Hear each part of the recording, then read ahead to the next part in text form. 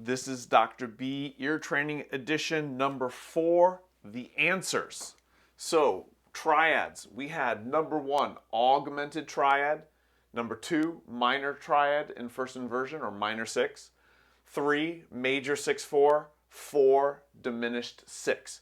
Sometimes people easily, it's not uncommon that people can mix up augmented and diminished. So if you miss those, make sure to go back and practice them. Number 5 was minor root position. 6 was a major triad in first inversion. 7, minor 6/4. And 8, major triad. For the 7th chords, number 1 was a minor 7. Number 2 was a diminished 7. Number 3 was a major 7. And 4 was a diminished minor 7.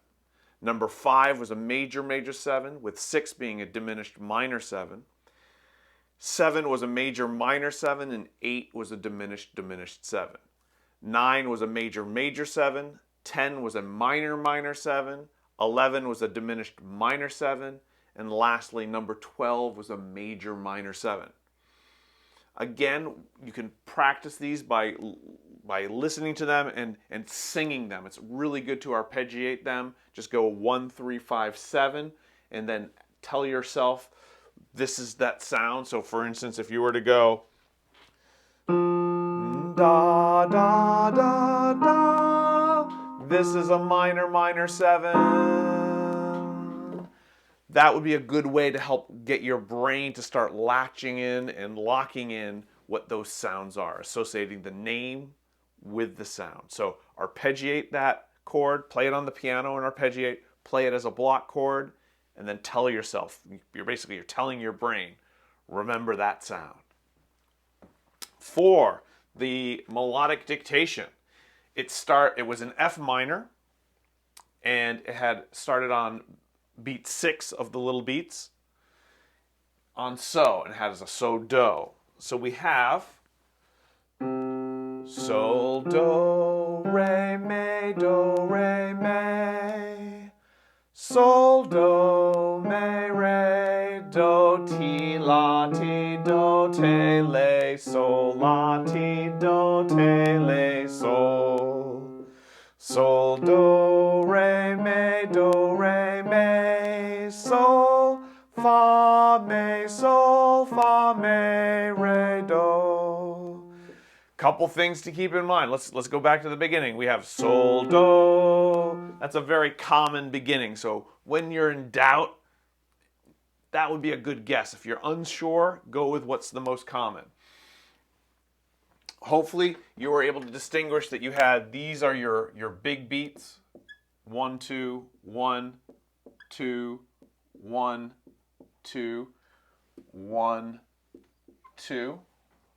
So rhythmically, if you are conducting 1, 2, 1, 2, 1, 2, that might help you lock in with the rhythm. You could also be tapping your foot to kind of keep track of where the beat is and track that rhythm. So making sure you get the right rhythm. You can look at that independently of the pitches. Sometimes that's useful. Hopefully here we have that so do, and you identified that. And then you have up the minor scale, and then we go back to do. So always try to remember where do is. So we're basically going do, re, mi. And then we have a sol do. So we have a leap right there, and we come up to mi, and then we going down the scale. So from mi, re, do, and then ti, la, ti. And this is from the ascending melodic minor. And you might say, well, but we're going down. Dr. B, we're going down. Why isn't this an E flat? Because we're going down. The ascending melodic minor really is not only the direction that's important, but what harmony is happening underneath that. So this is probably a C major triad. And for this whole chord, and it's probably going to go back to some kind of F minor triad maybe. It could go to F minor right there. So when the harmony changes to that raised leading tone sound, you're going to be raising both te will become ti, le will become la, and you will use that you'll use those regardless of the direction. So that's an important distinction to remember. Now here, we are going down. So if I were to say,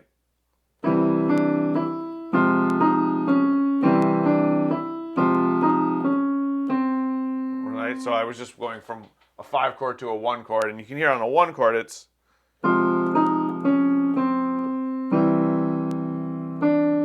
and there we go, ascending, right? So here we have that descending. So it's the ascending melodic minor is a good starting point, but it doesn't explain everything.